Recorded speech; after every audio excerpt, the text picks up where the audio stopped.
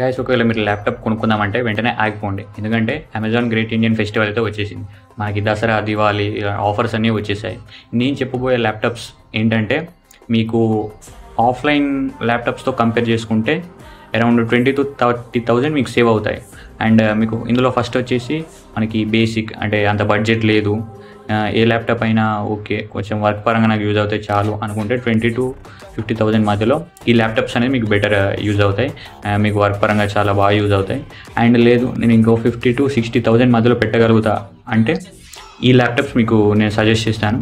ఇవి మీకు machine learning పరంగా, యాప్ డెవలప్మెంట్ పరంగా, అండ్ అంతేకాకుండా మీకు గేమింగ్ యూజ్ అవుతుంది.